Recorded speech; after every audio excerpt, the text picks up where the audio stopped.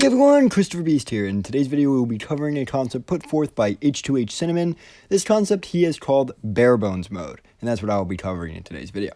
But before I get into this, I really want to be able to quickly shout him out, this god of a man that is H2H Cinnamon. He's a great guy who helps so many new players over on the Vigor official Discord. He's really well versed in just general knowledge, and he's really respected, and I really do vibe with him as a person.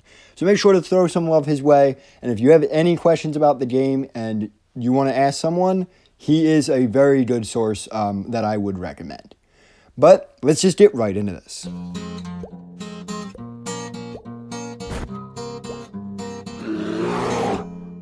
So let's get right into this concept. This mode is intended to be a hardcore traditional encounter type that will be harder to play and as well as more simpler than current encounters. The objective of this mode would be to create a prestige-based encounter that top-tier players can use as an endgame activity and as a true testament of skill. So what would exactly be different in this mode in order to achieve that? Well, first in general, it will be a return to Vigor Xbox version 0.9, which is going to mean a lot of changes. This jumping back of the game will make it a lot more simpler, but will also, in the long run, as I just said, going to probably make it more difficult because back in the day, you didn't have a lot of the necessities. So what exactly are you not going to have? Well, a lot of things. Really, it's easier to talk about what you would have. You're going to have one comm station that can only change the location of airdrop, duos with no teammate indicators, which is going to make coordination very hard and much more uncomfortable between team members, going to make TKing a lot more common. A ban on any of the post-free-to-play consumables, POIs, so consumables would be your nades, armor, all of that, bada boop, gone, none of it. POIs, no timed, no lock container, no disruptor, no 2-exit, extra comms, none of the other comms buffs that came with the comm overhaul. No phone, no buried cache.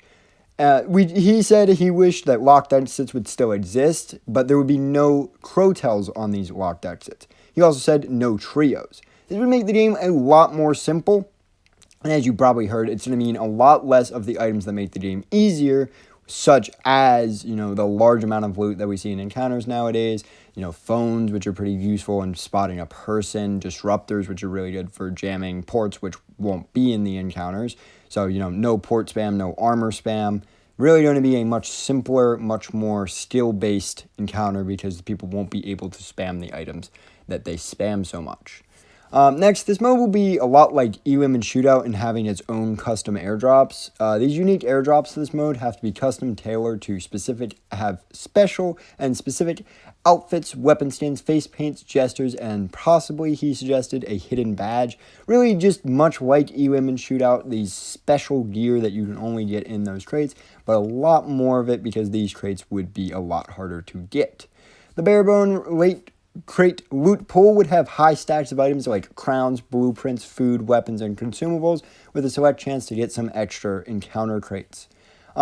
Back on that concept of a badge, he would call this new badge Eminence, which would have the definition he gave it of the legacy of the original Outlanders is passed through the new generation of veterans, which I think is a great fucking tagline. This would feature a glow over your name that would combine with other titles, so you could use it with other titles to flex your other playstyles. For example, me personally, I have the partner badge. You'd be able to stick the little eminence over it, or if you really like Troll Hunter, sticking the little eminence over it, so that way you can flex your main playstyle, but also show just how swaggy you are with the eminence badge. Each season, he suggests, could bring a different eminence badge, and really, he worded this part perfectly, so I'm going to quote him exactly on this. With the new season bringing a new set of Eminence badges allowing for set 2 and each season to have a new Eminence set with the description changing to follow the theme and lore of each new Chronicle season. With new Eminence badges constantly being released with each season, so will its requirements change. It will present the player base with a sort of prestige system allowing for players to grind to a new type of endgame that currently doesn't exist, which will most likely encourage a lot of long-term players to have something to do to keep them playing.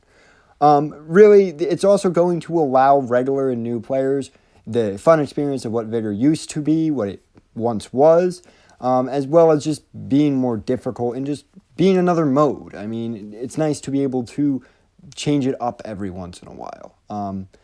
giving a playthrough that feels a lot like the current encounters, but is going to be stripped down to the roots of what Vigor once was: gritty, unforgiving, mysterious, and random. He put it fucking perfectly. That's really all I've got today, but thank you so much for Cinnamon for the idea and really the hard work. I mean, this is a brilliant fucking idea, man. It is, he worded it amazingly and just well done to him. I hope the devs consider this idea and, maybe with some alterations if they see so fit, but I think really the way it is a pretty good concept, and I hope they consider adding it to the game. I'm curious to see what you guys think about it and write in the comments what feedback you have on it. And yeah, that's all I got for you today. See y'all next time.